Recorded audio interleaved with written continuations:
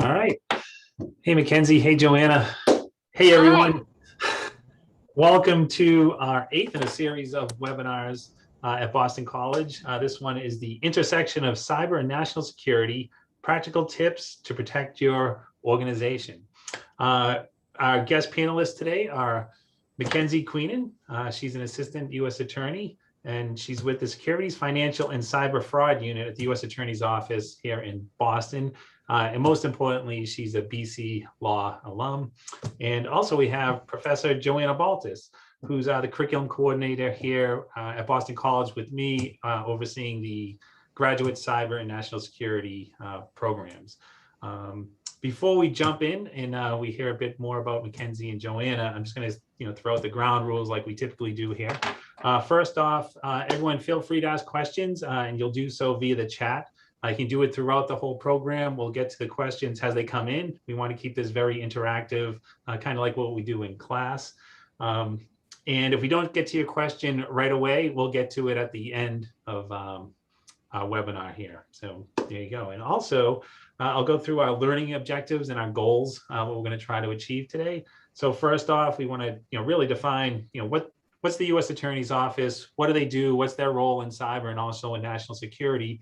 How can organizations work with the U.S. Attorney's Office and the Department of Justice, current threats and best practices to protect your organization, and most importantly, as we always say in class, why should you care? And the reason you should care is because just look at the current news trends. Every day there's a new breach out there. Someone's attacking the government, they're attacking organizations. And if you're a private organization or any type of organization, it could cost you your business and can cost you lots of money.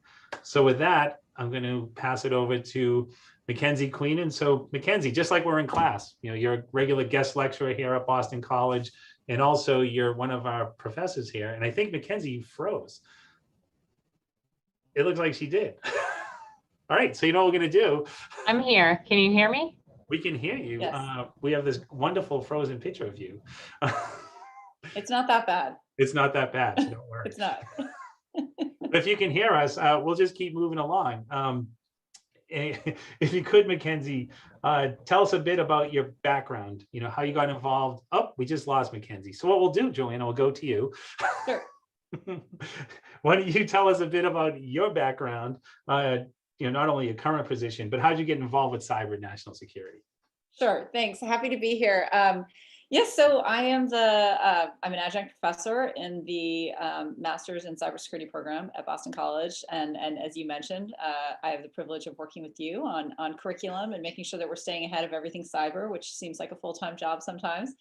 And I got involved in cyber when I was a federal prosecutor at the Department of Justice. So I was an AUSA, so a line attorney in San Diego. And then I joined Main Justice, that we call it, in Washington, D.C., where I started doing national security, focusing mostly on counterterrorism initially.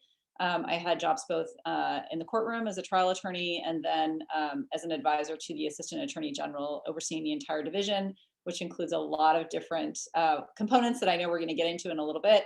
And then finally, my last position with the government was as Chief of Staff to the FBI Deputy Director. And at that time, I think cyber was really overtaking everything from obviously the way criminals act, perpetuate their crimes, to how federal law enforcement and prosecutors respond to it. So that's how I got involved in cyber, and I've been teaching for the last couple of years, and it's fascinating. Obviously, everything touches cyber, or cyber touches everything these days. No, that's great. So we have your introduction, and I'd love to give Mackenzie's introduction, but she's not here. So why don't we do this? We'll put everything on hold for about like 3 minutes just so we can get Mackenzie patched in. So everyone, please stay on the line. We'll be right back, and hopefully in less than 3 minutes, I think we can get this taken care of. Thanks. Sounds good.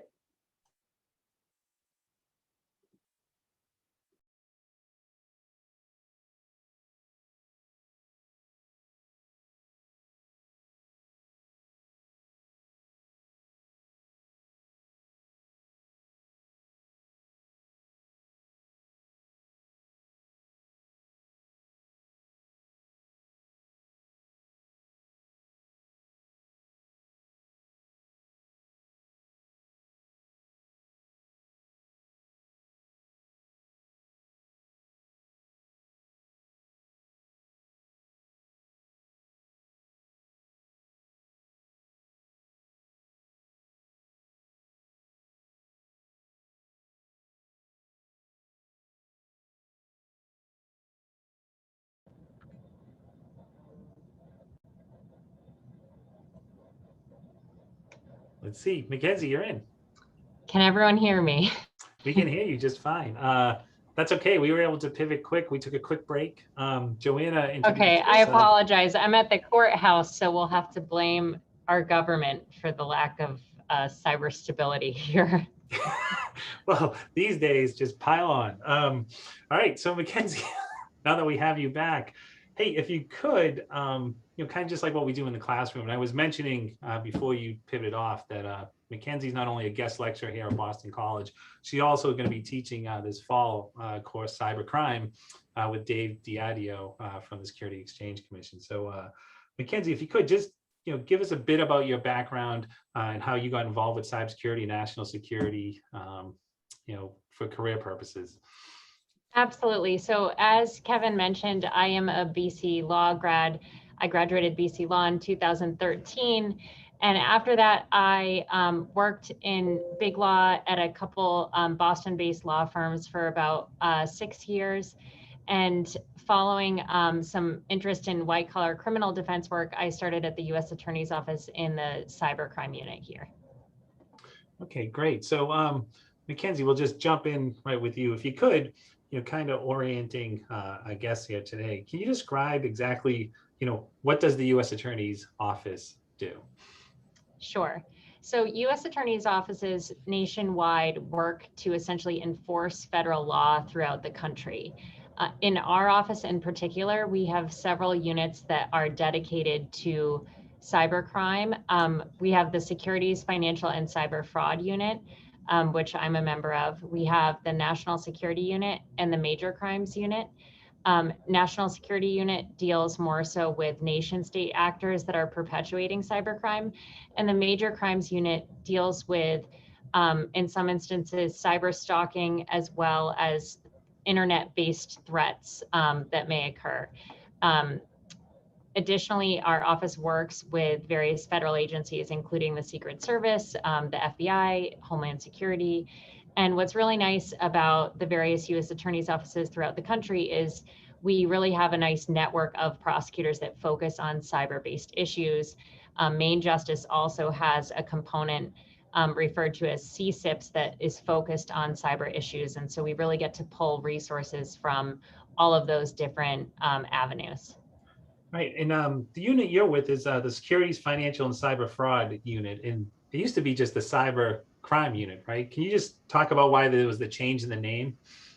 Yes, so the Securities, Financial, and Cyber Fraud Unit really reflects the fact that computer crime is sort of everywhere. A lot of financial-based crimes involve the use of computers and the use of the internet to effectuate the crime.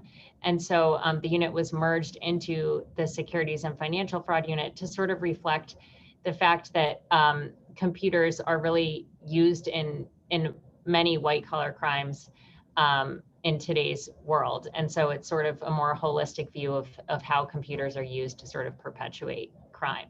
And before we get started substantively, I should also say, I'm required to say I'm not speaking on behalf of the office. I'm speaking on behalf of myself only, and that the views I'm sharing are my views and not the office's views. So sorry for the disclaimer. Oh, no, you had it there at the intro, but then you fell out. So I'm glad you recovered it. Good point. Another important piece too, and this is for folks who aren't familiar with the U.S. Attorney's Office. As you mentioned, you're federal. You're not dealing with the state or Suffolk County or anything like that. Right? Correct. You might work with them, but you're not. Correct. So a lot of times, I know when I was in law school, at least, it isn't always clear what's federal and what's state. Mm-hmm. State-based crimes might be things that don't involve, things that occur across state lines, more lower level violent crimes. The federal system really deals with the federal statutes as well as interstate crimes, and a lot of wires, of banking wires, email wires travel interstate, which is what gives us federal jurisdiction over a lot of our crimes. No, and that's great. That goes to my next question too, is, really what type of issues, and, when we hear cybercrime, everyone now just thinks ransomware. Oh, cybercrime, ransomware. Can you talk about the different crimes that you deal with, that you see out there, not just the everyday cyber hack, but other type of issues you come upon. Sure. So in addition to everything we read about in the news, computer hacking, data breaches, theft of IP, we really examine many different crimes that sort of touch on computers and the internet. So the computer hacking is part of what we do. The data breaches in particular are an area of focus as they've sort of exploded. I think there's been a lot in the news recently about different data breaches, including the Acelion data breach. That was a breach that sort of exposed a vulnerability in a file transfer system. The file transfer system, as it's been publicly reported on, dealt with a vulnerability pertaining to what's called a SQL injection. And there were several victims of that breach that ranged from law firms to, I believe, universities, and stolen data ends up in the hands of criminals. So that data breaches are always sort of a priority for our office in general. But in addition to that, we also look at what we refer to as computer-based crimes. So frauds, identity theft, cyber stalking, phishing, business email compromises. And I could talk a little bit about that if that makes sense at this point, Kevin. Phishing is a lot of what we see in our day-to-day intake through our federal partners. And when you talk about phishing, what do you mean by phishing? I'll explain it. So phishing is basically a fraudulent attempt to obtain information or data that is sensitive. It could be people's names, people's passwords to accounts, credit card information, and basically bad actors sort of attempt to gain this information in order to use it for a nefarious purpose. It's typically carried out by something called email spoofing. So it makes the victims feel as if they are receiving a legitimate communication from a business or someone they know, when in reality, the communication is being perpetuated by a bad actor that has an aim to harm the recipient of the message. So an example of that would be someone receiving an email from something that looks like it's their bank. And when they enter their name and password, the name and password goes somewhere else. It goes to someone's computer in another state or in another country and is collected.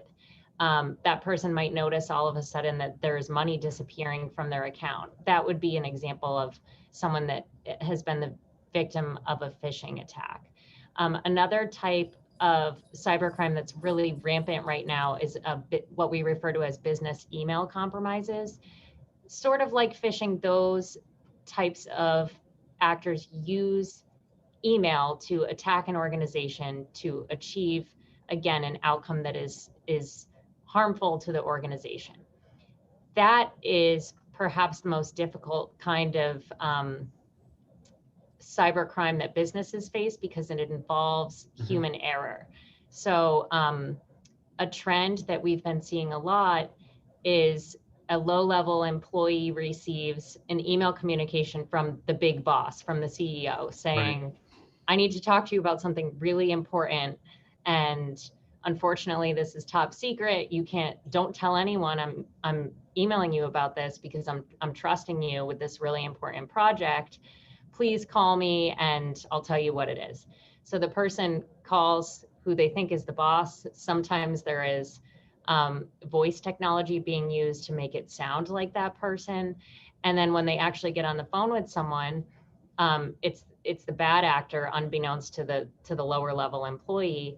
And people have been scammed into transferring hundreds of thousands and millions, in some instances, of dollars to bad actors through that sort of tactic. The government estimates the losses from business email compromise type scams at billions of dollars per year. And it's quite lucrative for the bad actors. So they only need to sort of hit once to get a significant financial gain.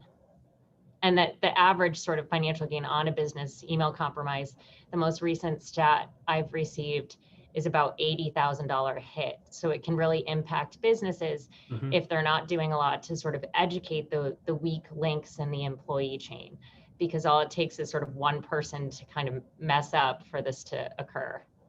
Yeah, and that's a good point, Mackenzie, because whenever we're talking about like, oh, there's a data breach or there's a data hack, sometimes like what you just described had nothing to do with the technology. It was actually the human error where they were Right. taking advantage of, and they probably weren't properly trained or weren't aware of the scam that's out there and just follow. Or even if they were, the attacks are so sophisticated that Right. it's really like, we have a friend of mine that's a prosecutor here was recently buying a house, and I that's another type of scam we see a lot of, where someone will receive an email that looks like it's coming from a real estate broker or their agent saying, hey, the transfer for the closing has changed, like here's the new details, send it to this account.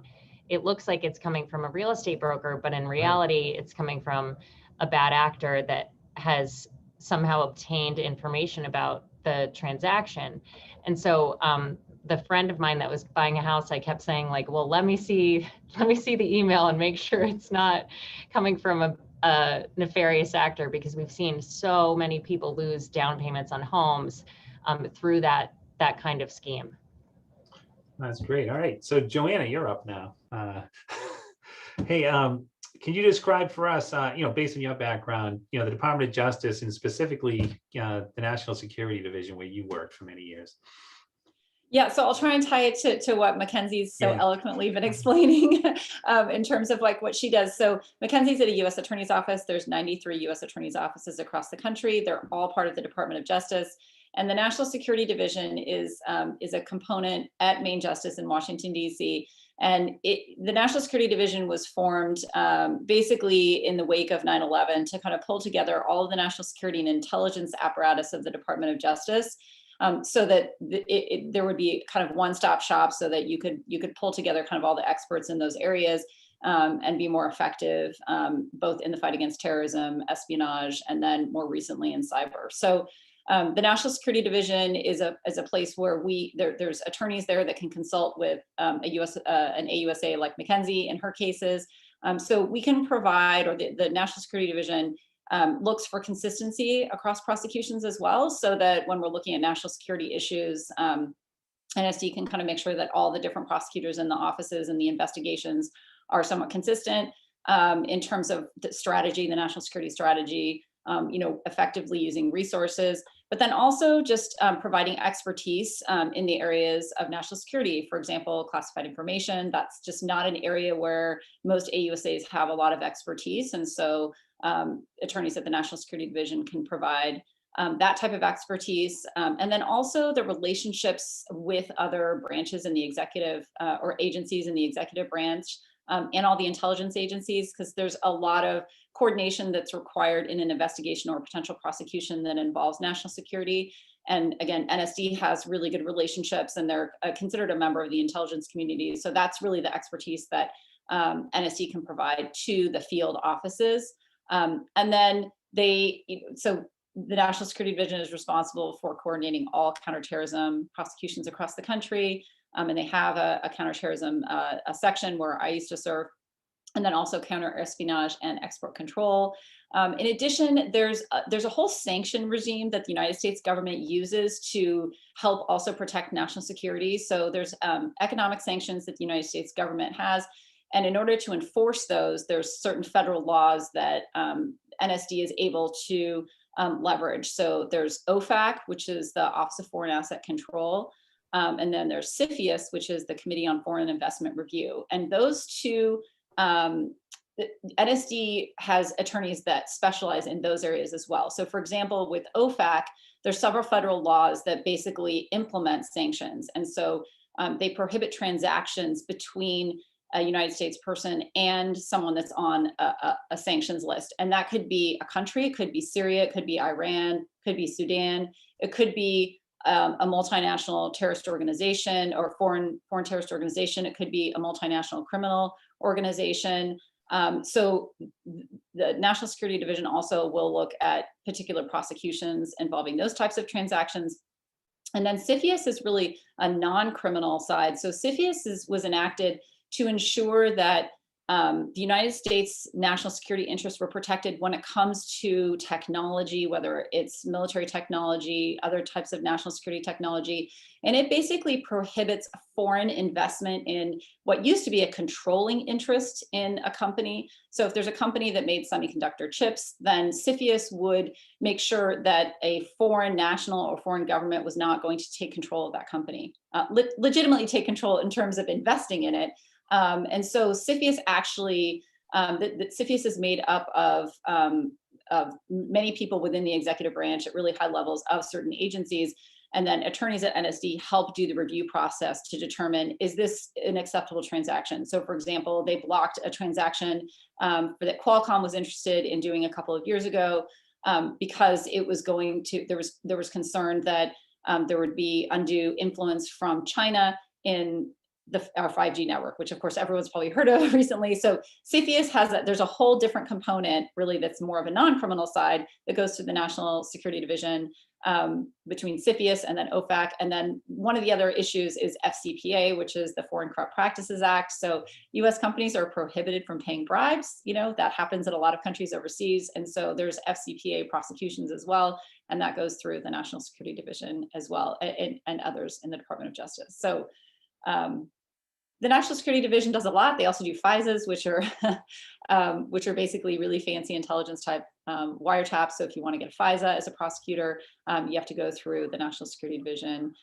in order to seek a court order for authority to get a FISA. So lots of things going on in, in the National Security Division. Excellent. Thanks, Joanne. All right. So we have our first question, and I'll read it out and you both can it's perfect too. It's a cybercrime jurisdiction, state versus federal versus international, is a difficult challenge for cybersecurity professionals. Any words of advice to help categorize the crime jurisdiction better in the global landscape we live in? All right. So that's a great question, and it really hits on why we really value at the U.S. Attorney's Office sort of collaboration with both our state partners and international partners. In many cybercrime type investigations, the investigation immediately sort of leads us overseas. And so we have a network that we help, that we both participate in and receive benefits from mutual legal assistance treaties with other countries. The downside to that is it sort of takes a lot of time longer time to get responses from other countries, just because it often involves translations and foreign requests for aid. But I think that a lot of times these investigations may start out in the state and then end up going federal. A lot of times we pair with other countries if we have sort of a shared target that exists internationally that is touching a lot of different countries. I think as a cyber professional, if you have a cyber issue, we in our office are always open to talking to people or hearing about what issues they're experiencing, especially because the cyber crime-based statutes are pretty broad in the sense that as long as there is sort of an interstate wire, we can usually figure out a way to sort of have jurisdiction over a crime. And when we say interstate wire, I remember on the defense side thinking like, well, what the heck does that mean? If you send an email, like using your Gmail account, believe it or not, that uses interstate wires because Google's servers are located in California. If you send a bank transfer, that almost always involves an interstate wire because most banks don't have their servers located in Massachusetts. So it's really quite easy in many instances for us to sort of create federal jurisdiction, which is why we sort of get our claws into all sorts of cyber related issues, probably more so than the state does. Excellent. Joanna, any thoughts on that? Yeah, I mean, sometimes it's helpful just to think also, I mean, from the federal government's perspective, there is exclusive jurisdiction for things that affect national security, counterterrorism, counterespionage, those types of when you think of big national security issues that the state is not going to be able to enforce. But then there's things where there is some duplication, like identity theft, trade secrets. You know, there's states that are going to be able to enforce those. And then obviously the federal government as well. So the bigger the case, the more money involved, the bigger the victim, you know, the more harm to the victims, like, and if there's a national security nexus, it's more likely that you're going to see the federal government involved in terms of the U.S. Attorney's Office and the FBI and the other investigative agencies. But I would say, a lot of states are doing a really good job with focusing on cyber issues as well. So if you have relationships at the state level as well as the local level, those are really good to continue to make sure that you have those relationships. And if you do, then you can always start with the state, and then if it's something where you need to reach out to a U.S. Attorney's Office, as Mackenzie said, then and the FBI, they're always open to hear what's going on to see if it's something that they can help you with. So. Excellent. All right, Mackenzie, you gave us some insight of what the U.S. Attorney's Office does, but I'm a private organization, right? And first off, you're not a regulator, right? You're going after the bad folks out there who are conducting crimes. One, and two, if I'm an organization, it's great to know what you do, but how would I interact with the U.S. Attorney's Office proactively and reactively? Where do you play out? So we always encourage companies to sort of develop a relationship with our office ahead of time. I think our unit historically has done a lot of community outreach to sort of say, hey, we're here. Don't forget we exist. We are not, like Kevin mentioned, regulators in the sense that we're not sort of examining, have you complied with your notification requirements?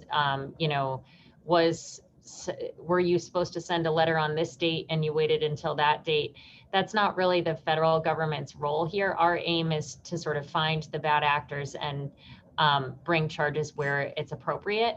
And so we sort of encourage people to develop a relationship with us ahead of time. But that being said, we often receive someone's first contact with our office is them contacting us when they have a problem.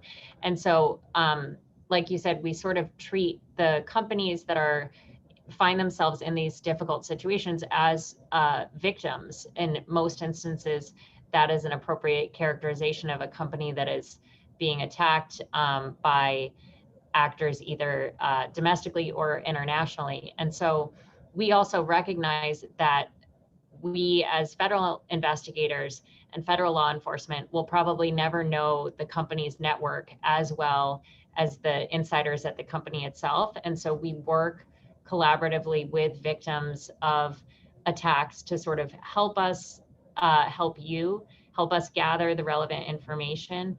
And I think that one huge benefit to working with federal law enforcement is we just have tools available to us that aren't available on the civil side. So for example, we can subpoena information and get responses back on almost an immediate basis where that is where there's some sort of exigency involved.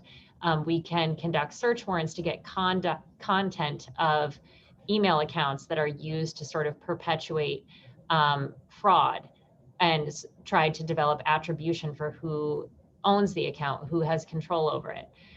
In some instances, we can even get wiretaps to better understand how an organization is sort of facilitating crime. And historically, wiretaps were used more so in the national security context or in drug cases, but I think there's been a trend towards using them in more white collar and fraud-based prosecutions.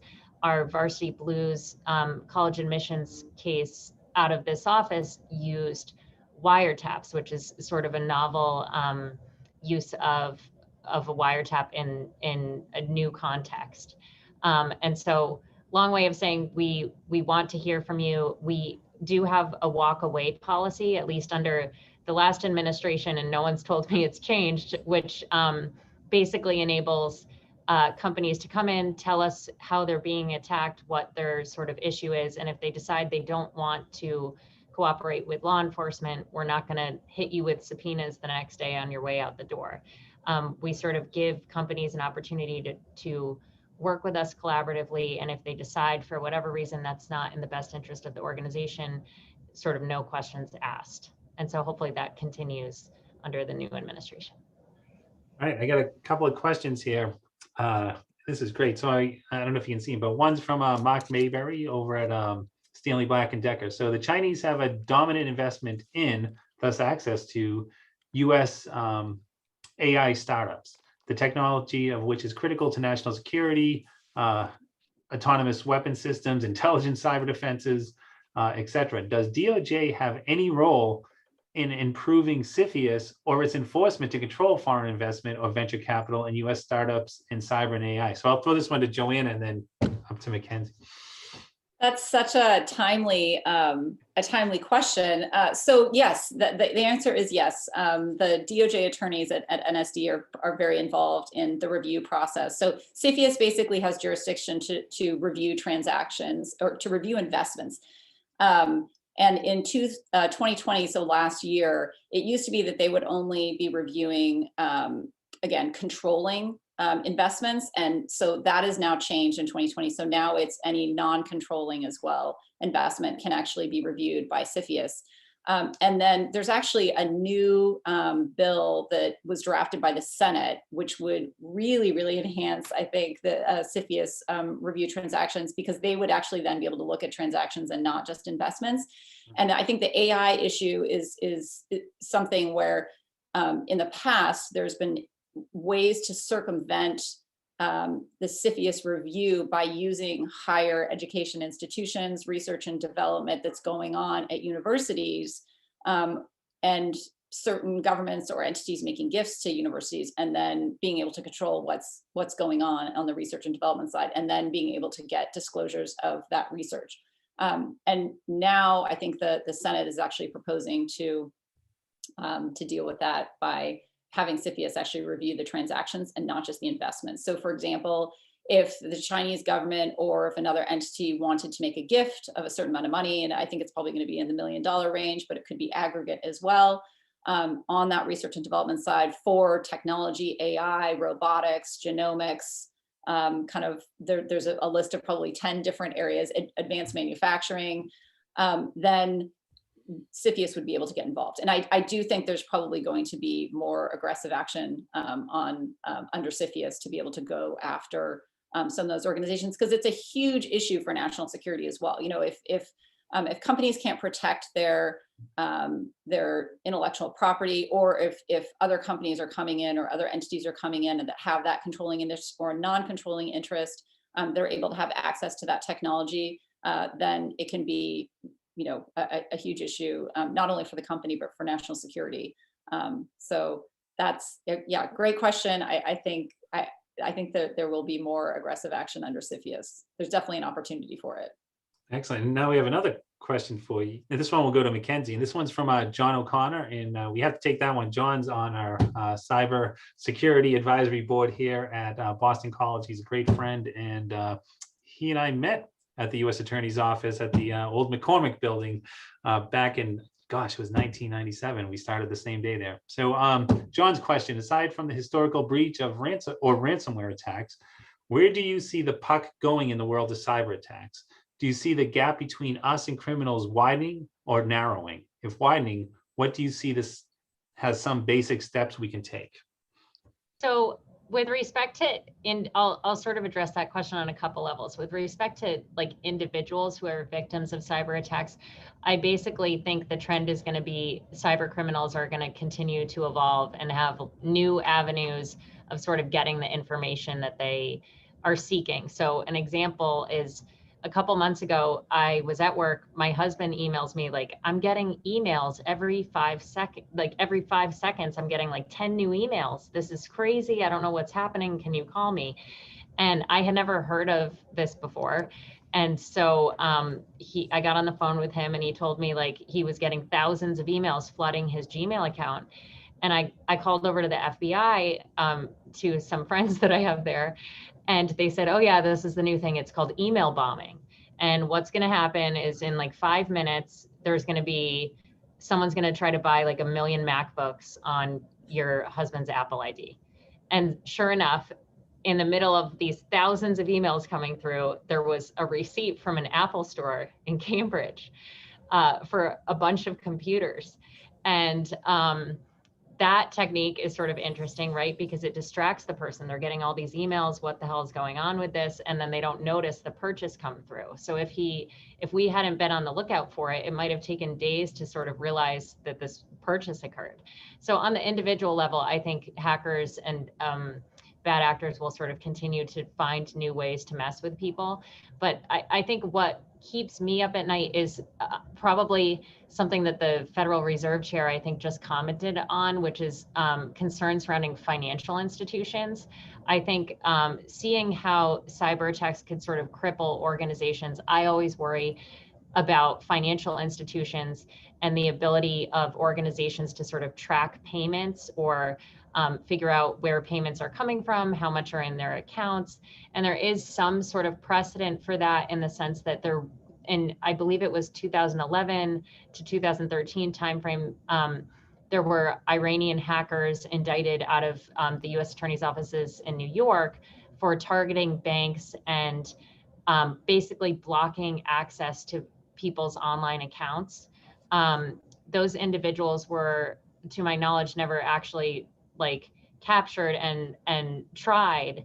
But one thing our office and the department tries to prioritize is still sort of charging and what we refer to as naming and shaming individuals that exist abroad to still act as a deterrent for that criminal activity. So even if someone might never step foot in the United States, oftentimes the decision is made to charge them anyways, to sort of say like, hey, we know how to track you down, we can find you, we are monitoring this, we can bring people to justice.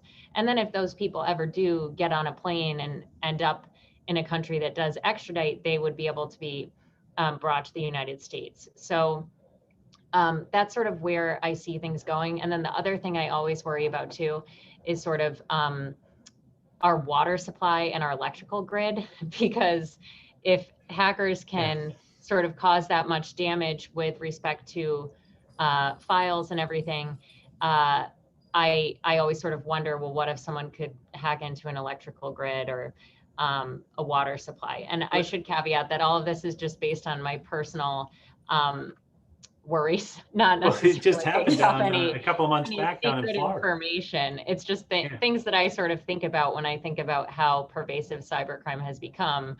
That's sort of where my mind takes me.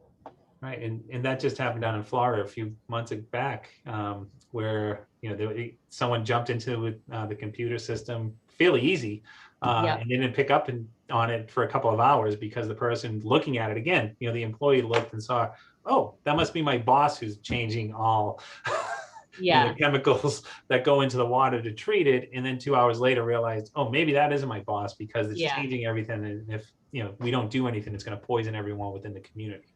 And in case anyone's wondering about the resolution of that email bombing thing, there's really nothing you can do. It's crazy. He had to individually unsubscribe to the thousands of services that the person, like free services that the person signed him up for. And, I have all the resources available to me. I consulted with the agents and asked them, what can he do? And the options were like create a new email account or unsubscribe from all of these newsletters he's getting signed up for. 1,000. Wow, that's awful. All right. Hey, well, we just got a nice segue, and what we've been talking about, I think on every webinar, all we've talked about all year long is ransomware. And we know that's pervasive. It's going to continue to be bad. But Joanna, when you talked about OFAC earlier, they had an advisory that came out in October, and it was talking about, paying off the ransomware. And can you speak to that advisory and what it meant to companies out there? Yeah, so as I mentioned earlier, so OFAC basically it's an enforcement mechanism for economic sanctions or to prohibit transactions between nefarious parties. And again, that nefarious party could be a nation state, or it could be an individual or an organization. And so OFAC, it's always been then illegal. There's criminal penalties and civil penalties for providing money, financial assistance to any of these organizations. And so what happens is, if, for example, in an international kidnapping case, you would technically be prohibited, it would be against the law to pay a ransom in an international kidnapping case if you know that it's a foreign terrorist organization. Now, in the past, a family is not necessarily going to be prosecuted, but because ransomware is becoming such a huge issue, remember, ransom is it's just like paying a ransom. You don't know who you're paying. And so it's highly likely that a nation state or a criminal hacktivist could be the one that's behind the ransomware attack. And so you're then actually paying, a nation state or a criminal hacktivist, to be able to get your information back. And of course, there's a lot of reasons why businesses decide to do that, and the amount of money they think that they're saving money, and maybe in some cases they are saving money because they're able to get their information back. But the fact is, you're perpetuating the ability of a criminal organization or a nation state to continue that type of activity because they're reinvesting the proceeds of that into better technology to continue to attack. And so OFAC recently sent out, I believe it was last year, kind of a reminder that, hey, you haven't been able to do this with ransoms. Ransomware is the same. And so if you are making a payment, you may run afoul of the economic sanctions, and you could be open to civil or criminal penalties because who you're paying could be somebody that's actually on a list. And of course, you're not necessarily going to be able to know that. Most people are not going to be astute enough to go and look at the OFAC list, and even if they are, you don't know really the attribution, and that's of course why it's also against the law to hack back. We don't allow that either because you don't know who you're hacking back to. So there's an interesting twist, and again, I to my knowledge, no one's actually been prosecuted yet on the criminal side for paying ransomware, but I think the Treasury Department wanted to remind people that this is a subject to criminal violations, and just from a national security perspective as well. I mean, do you really want to continue to be lining the pockets of people that are just going to continually do this? There's a public policy reason why you wouldn't pay ransom, and it's the same thing for ransomware. So. And I feel like a lot of companies we hear that pay ransomware just anecdotally end up saying like, "Ugh, I got re-victimized again. Like I paid them, they said they were going to take it down, and then now I owe more money," or they're saying that I need to pay again to keep it down. And so it's sort of like, when does it stop? Yeah, you can't trust. I mean, someone stole your data, I mean, is that the person or the entity that you're going to trust to say, "Oh, don't worry, we're not going to do it again"? Yeah, that's exactly right. Or sometimes people will pay and then find out that, they can get their information back, but the entity has just turned around and dumped all the information or sold it on the dark web. So again, not to be naive that there are business decisions that people make in determining whether to pay ransomware, but if you step back and look at the big picture, it's a bad idea. So yeah, and that's going to have implications too with the insurance industry, right? Now they're going to be careful. Are they going to give you that money to pay it back? Or also, if you're a third party and you're advising as outside counsel, you could be in trouble with that as well. So there's a lot of issues out there. All right. Hey, one of my favorite things is when Mackenzie comes to class and she gives us examples of, she'll talk about, who are the bad actors out there. We have the hacktivists, we have the cyber criminals, we have the nation states. So Mackenzie, if you could give us like an example of a case that you've worked on that you can speak about where, you had an attack on a company or an individual and what your office did to help out. Sure. So I could give you an example of the first case I worked on when I was a prosecutor actually was an individual. It was sort of a classic employee got disgruntled, was terminated, went home and knew a lot about the infrastructure of the network at the company where he worked. And so this particular company provided, I think it was internet services to various hotel chains across the country. And this person wasn't particularly sophisticated, but knew enough about the IT infrastructure of the company that he just decided, like, I'm going to log into the system and delete some connections that exist that are sort of perpetuating this Wi-Fi. And so this was a Massachusetts-based company. The guy logs in, deletes these nodes that connect the hotels to the Wi-Fi, and sort of mass chaos ensues at the company. Like I said, he wasn't particularly sophisticated, so we were able to sort of trace it to an individual right away. And there was no real purpose for the attack other than the employee was pissed off at the company and wanted to see what happened if he did this. But it was the perfect example of how one person's actions could sort of start a ripple effect. Like the hotels had no Wi-Fi for their guests. The company spent thousands of dollars trying to figure out what was going on and sort of appease their customers who were upset that they had no Wi-Fi. So that's sort of a classic example of like an easier cyber case to solve. I think we've also had some unexpected cases in this district. For example, there's a case currently charged that I can't say that much about because it's still pending, but we refer to it as the eBay case. And that case was charged by a few of my colleagues. eBay's sort of director of safety and security and director of global resiliency, as well as a bunch of other employees, were charged in this cyber stalking campaign where there was a couple that sort of were posting things about eBay. eBay didn't necessarily like what the couple was saying about eBay. And so what the government is alleging in the charging document, and again, no trial has occurred yet, is that these executives were sort of perpetuating a cyber stalking campaign against the couple. And so sometimes the bad actors come from unexpected places. I think from the government's perspective, we never would have thought that executives of a company might have been allegedly perpetuating this cyber stalking campaign, but it really permeates all different areas of business. Wow, that's a great one. All right, before we get, we have a question right here. Do you see export controls crossing over more into cybersecurity data protection? Recently, there was a draft bill created by Senator Wyden, but any other insight, if you have any? Yeah, I mean, I don't have any insight on whether that's going to move forward, but there's definitely a need, just like there's a need to update some other regulatory structure, just because there's definitely more cyber surveillance intelligence gathering software out there. So that would export control, obviously, for those who don't understand what it is, it's also a regulatory scheme, and then there's criminal and criminal sanctions, violations, for sending things overseas that are dual use goods. So maybe there's a military use for it, and that's being supplied to the United States government. And then there's a civil side, or there's a private sector need for it as well. But for example, you can't send that to Iran. If they're on the sanctions list, you can't send it to Sudan, you can't send it to Somalia, and you can't send that type of information to a cyber hacker as well. So there's definitely a need to update, I think, the export control list to cover more of that, as criminals are using cyber, as Mackenzie's talked about. I mean, it really touches everything.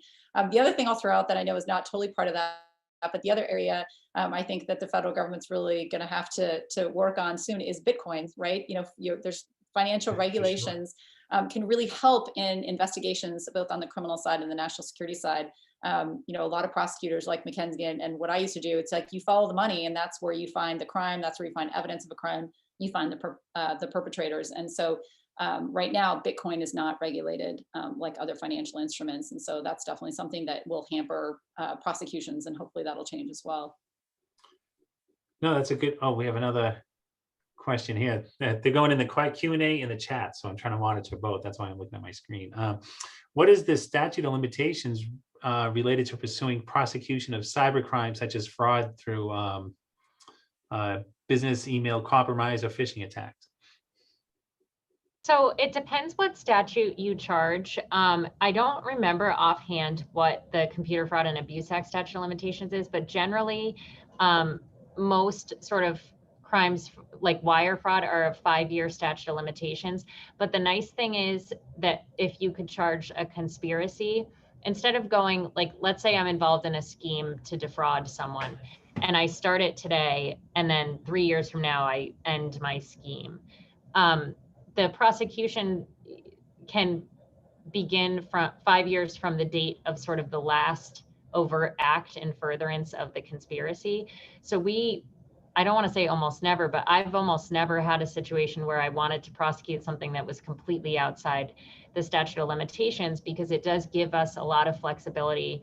We might hear about stuff that happened 2 or 3 years ago, but by that time, there's usually some other sort of acts that have occurred that allow us to continue to have the statute of limitations not be running yet. So it's generally 5 years, but there are ways sort of around if you run into a statute of limitations problem, it's usually fixable in some way, if that makes sense. Excellent. If your evidence is still around. Yeah. There you go. All right. A couple more questions here. Both of you. How do you think your practice, Mackenzie? How do you think that's going to change in the next 5 years? Do you see more of a greater role of government and private industry really collaborating? There's been talk, I don't know, since the last 10 years of really government collaborating with private industry, and it seems more talk than any action. Do you see that changing in the next 5 years? And if so, how so?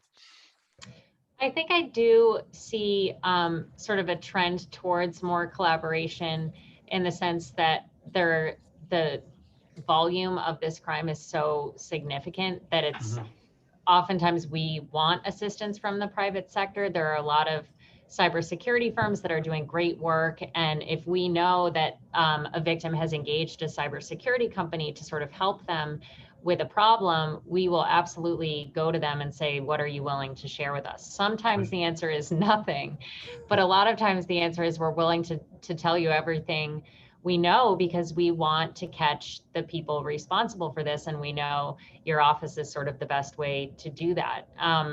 So I think I see at least an intent to collaborate between the private sector and our office continuing to sort of increase moving forward, especially as more companies sort of hire these cybersecurity consulting firms to either educate their employees to kind of try to stave off any sort of cyber issues, or if they're the victim of a cyber issue and sort of want to know how do I patch up the network and make sure things are secure, it's not like they could hire the federal government to fix the issues.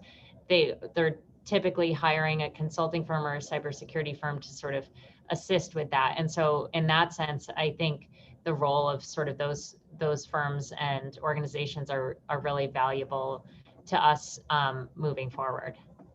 Excellent. And Joanna, what do you think? Do you think there's going to be more of not only industry sharing information, but a two-way street where the government starts sharing information with private industry? Hopefully, I mean, I think that's the direction that things should be going in. But as Mackenzie mentioned, I mean, it's just it sometimes can take a long time, and a lot of it is based on building up those relationships. I think the more that you have people going from the government to the private sector, though, that you see, you're definitely seeing an increase in that on the cyber side. That definitely helps.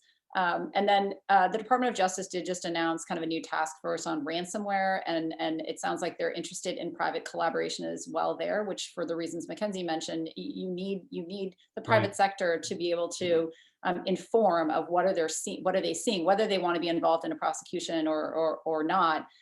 You need that information from the private sector to be able to be really effective. But hopefully, if the government can show that they can make some progress on making things better, shutting down really like the entire ecosystem that supports ransomware, then maybe the private sector will be more interested in getting involved. And then having the government share things in a timely manner, which sometimes can be difficult if it's classified information, or if it's on the high side, then sometimes that information is a little bit more challenging. But I definitely think there's ways in it, and it seems that there's been some progress in the last couple of years throughout all the federal agencies, particularly with DHS and their CISA group. And then it was great to hear about this task force that was just announced yesterday, I think, from the Department of Justice on the ransomware initiative. So hopefully that will help and show the private sector that the government's definitely looking for solutions, because it is tough that the companies are constantly victimized, and it seems like they probably feel that law enforcement is not really paying attention, and it's not that. It is a resource issue, but hopefully we can figure out a way to work smarter. Well, that was something that the Department of Justice just did, Mackenzie, where they got the warrant to go in and clean up these shells via the Microsoft Exchange recent breach. So they got the warrant, they went in and started cleaning up people's laptops and offices and things along those lines. Yeah, and another comment I was going to make is we certainly recognize that it is probably so frustrating to be a victim in these sort of situations where the information basically goes one way, right? Like we are gathering all this stuff, but because of rules that kind of surround what we refer to as the grand jury process, it's the process by which our office conducts an investigation involving subpoenas and the return of those subpoenas to a body of individuals that decides if there's probable cause for a crime, there are all these sort of rules around sharing that information. And so a lot of times I'm thinking specifically about cyber stalking victims. Someone who's being stalked by someone else wants to know, like, who is it? What's going on? Where's this person located? Should I be worried? And the information really sort of flows one way to a certain extent, because there are rules surrounding what we can disclose, and it sort of affects kind of how much we can keep victims in the loop. So we will do everything we can to sort of keep victims updated, but we can't violate those court rules, which makes it difficult sometimes for victims that are waiting to hear, like, do you have someone? Is someone in custody? How does this work? And investigations can also be quite lengthy, which I think is also difficult for people sort of waiting to hear what will happen. Excellent. All right. Well, before we get to any questions from the participants, I guess the last takeaway, really, Mackenzie, what can they, folks out there, what can their organizations do to protect themselves and, best utilize the U.S. Attorney's Office? So I think my best advice is recognize that it's not a matter of will I either personally or my organization be attacked, but sort of when is this going to happen? And operating from that sort of perspective will help you sort of recognize how to eliminate as much as possible the threat of human error in these sort of situations. So because so many cyber incidents stem from employee awareness, kind of making sure you're taking the steps to educate your organization as to where holes can exist, what type of links you don't want to click on, and sort of allocating time to a company-wide prioritization of cybersecurity and the need for sort of cyber hygiene is probably the top priority. I also think, encrypting and backing up any sort of data that's essential to your organization is really important. Sort of making sure you have access to things that if your network went down, you would know what to do. Do you even have like the phone numbers of your colleagues saved somewhere? Would you know who to call? Do you have emails sort of physically printed out so you would know how to get in touch with people if your whole network did go down? And also sort of critically examining people that you and institutions that you partner with. You're sort of only as good as your weakest link. And so, if one of your vendors that you use for something gets breached, that could potentially place your company at risk too. So sort of critically asking questions of organizations and entities you partner with to make sure that everyone is sort of on the same page when it comes to the importance of keeping things secure. Excellent. Joanna, any takeaways? I mean, that was an excellent summary and conclusion of what you should do. Yeah, I mean, does your company have an incident response plan? I think the communication is key. There's been huge breaches in the past and disruptions of just basic communication between executives that makes it really, really difficult to function. So yeah, having those things written down is really important. And then just creating that culture of cyber awareness, as Mackenzie mentioned, and it really needs to be interwoven into the fabric of what you're doing. It should be part of your operations of your entity, not just kind of a separate IT department. It really needs to, people need to be at the table that understand what the vulnerabilities of the systems are, that understand, what the operators need to do for your organization in order to effectively, conduct your business, but also, what's the acceptable risk. So just having that as a part of the conversation. And again, the training is hugely important because, I mean, even ransomware attacks, that a lot of it just happens from phishing, which comes down to kind of human error of people clicking on the wrong things. So it seems like something that we shouldn't have to talk about anymore because phishing's been around for so long, but the fact is it just makes up a huge percentage of what happens to companies on a daily basis, and individuals. All right, great, thanks. All right, does anyone have any questions? If you do, just jump in the chat real quick. We are at 5 o'clock, but we'll take another 1 or 2 questions if you have them. If not, give them a second. Well, takeaways from today, I just jotted them in bullets, was train your employees, back up your data, have an incident response plan, know your supply chain, and network with the folks from law enforcement, especially those at the U.S. Attorney's Office and the FBI. There you go. There's no other questions coming in. So with that, Mackenzie, thanks for taking the time to speak with us today. We really Thank appreciate you everything so you much, do. everyone. I love doing these things, so it was great to see everyone, and nice to virtually meet you all. No, thanks so much. And Joanna, likewise, thank you for all the support here. And everyone out there, stay tuned for our next webinar. It's going to be on May 12th. It's going to be on cyber deception, addressing the demand side of cyber. And that's a great one because I kind of have like the day off. I'm like the host. So I just do the intro, and it's going to be, the moderator is going to be Doug Doman. He's a supervisory special agent for the FBI Boston office. And the panel is going to be with Dr. Stan Barr, who's a senior principal cyber researcher with the MITRE Corp, and J.R. Manus, who's a global head of cyber intel and threat analysis cybersecurity for HSBC Holdings PLC in London. So there you go. So see everyone on May 12th. And Mackenzie, Joanna, thanks again for everything. And go Eagles. Take care, everyone. Bye. Thanks, Kevin. Thank you, Thank you. everyone. Bye.